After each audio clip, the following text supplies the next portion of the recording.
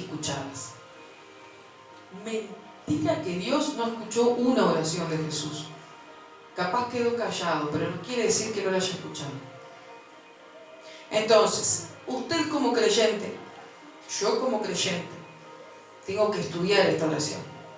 Tengo que mirarla, dar la vuelta, para acá, para allá.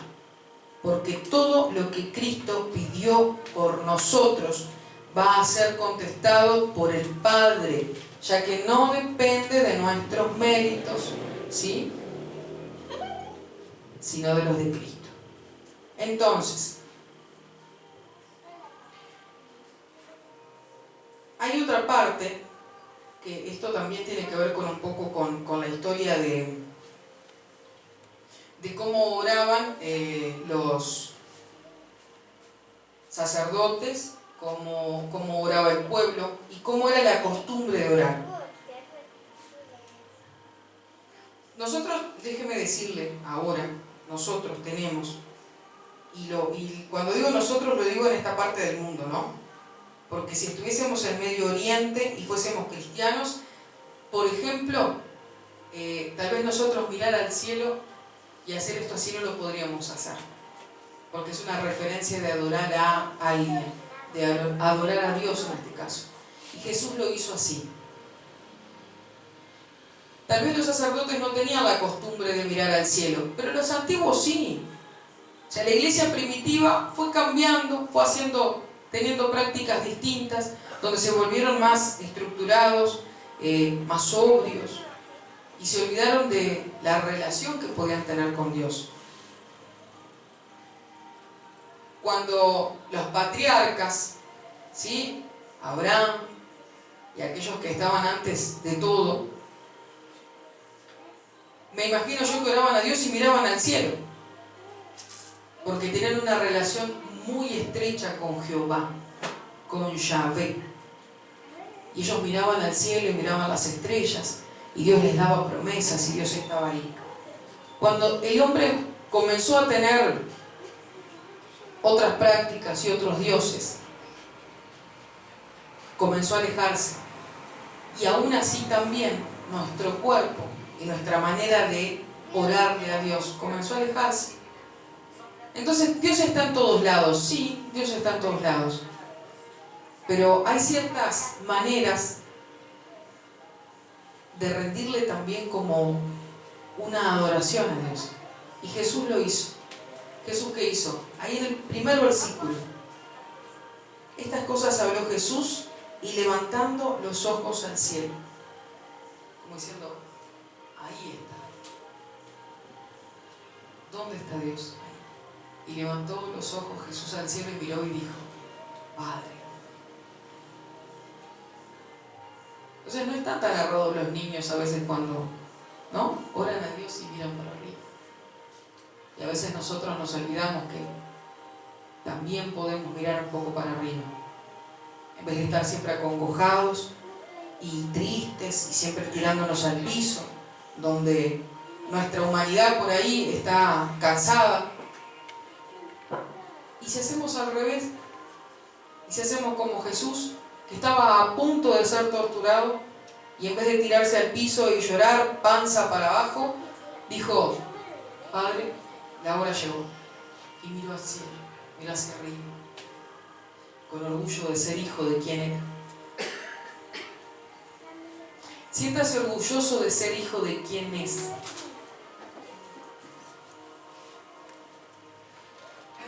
Amén.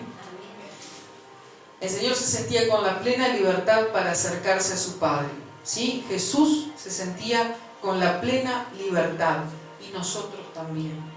Hoy nosotros nos podemos acercar con plena libertad al Padre, no a Dios o a Yahvé o a Jehová, como haciendo una distancia. Sí son los nombres de Dios, no quiere decir que no lo nombremos, pero hay una importancia en llamarle a Dios Padre que aplica para nosotros hoy, y cuando mucho más cuando nos sentimos un poco alejados, o cuando nos sentimos que estamos en una tribulación, o en la tormenta de Pablo, como hablábamos el domingo pasado.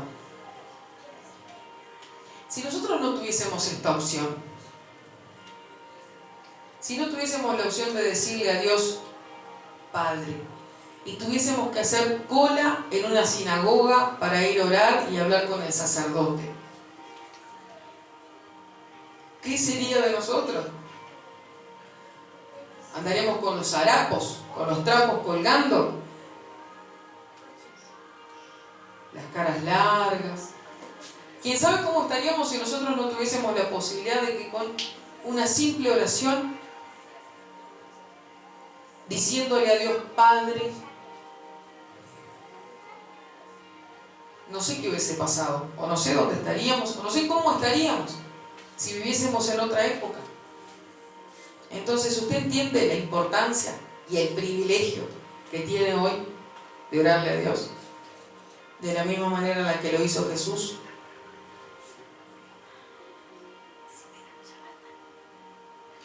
Este detalle de que le hablaba de Dios como Padre, y a lo largo de todo el ministerio de Jesús hay una intimidad que Jesús siempre muestra con el Padre, y lo reflejaba ¿en dónde? En la forma de orar.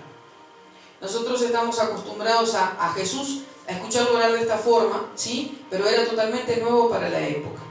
Entonces, ningún creyente se había dirigido a Dios en el Antiguo Testamento de esa manera. Los salmistas, ¿sí?, que gozaban de mucha intimidad con el Señor, ellos comenzaban sus oraciones así.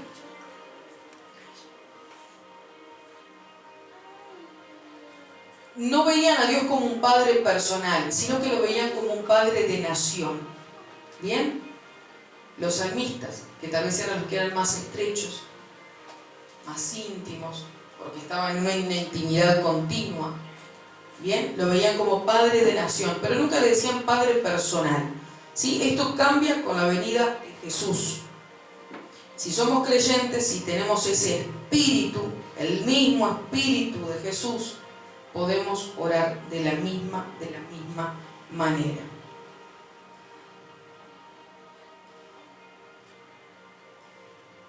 Y voy a ir a otra parte.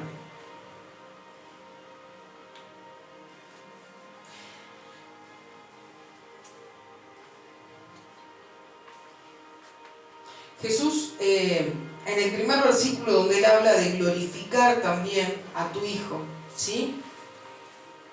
Acá estaba implícito lo que yo le decía hoy de la resurrección, de lo que iba a pasar después. Jesús ya tenía la plena confianza, ya tenía la plena certeza de lo que iba a pasar. Si esto fuera tomado fuera de contexto y no siguiésemos leyendo lo que sigue, dirían, pero Jesús es un orgulloso, quiere primero que lo glorifiquen a Él. Bien, que esas cosas pasan, así que usted cuando lea todo, para atrás y para adelante. Bien, siempre Dios es coherente, a pesar de que nosotros no entiendamos. ¿Y qué es lo que tenemos que ir ahí? A los manuscritos, ¿sí? A cómo sonaban las palabras antes. Y ahí usted entre a buscar. Pero a mí esto no me suena, esto no me cierra.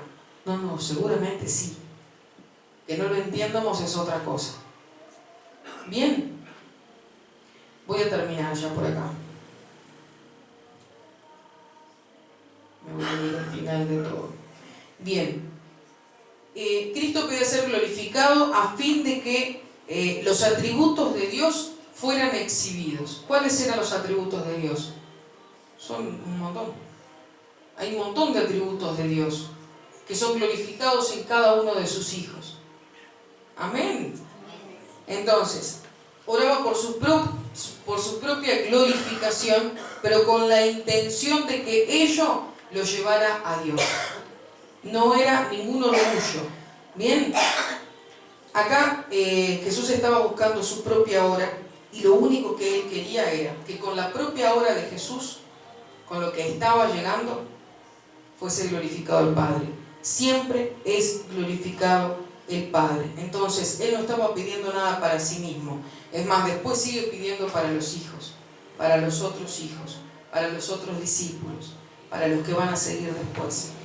Bien, entonces, toda petición que glorifique a Dios es cumplida.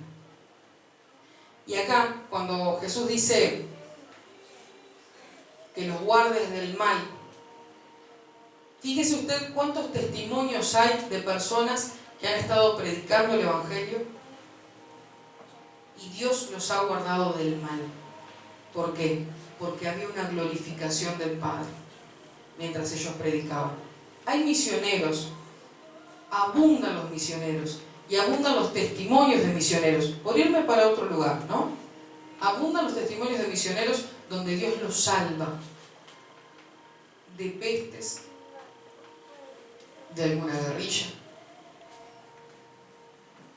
de tormentas, de animales, de todo tipo de cosas. ¿Pero por qué? Porque al ser Dios glorificado, Dios cumplía la promesa de Jesús en la tierra, de guardarlos del mal. Amén. Lea de nuevo esta oración, porque es una oración para usted. Es una oración que Jesús dejó antes de irse, antes de partir, antes de sufrir, sabiendo que ya iba a sufrir, pidiendo por usted y por mí. Amén. Gracias, Señor. Denle un aplauso al Señor, glorificando a Él. Amén.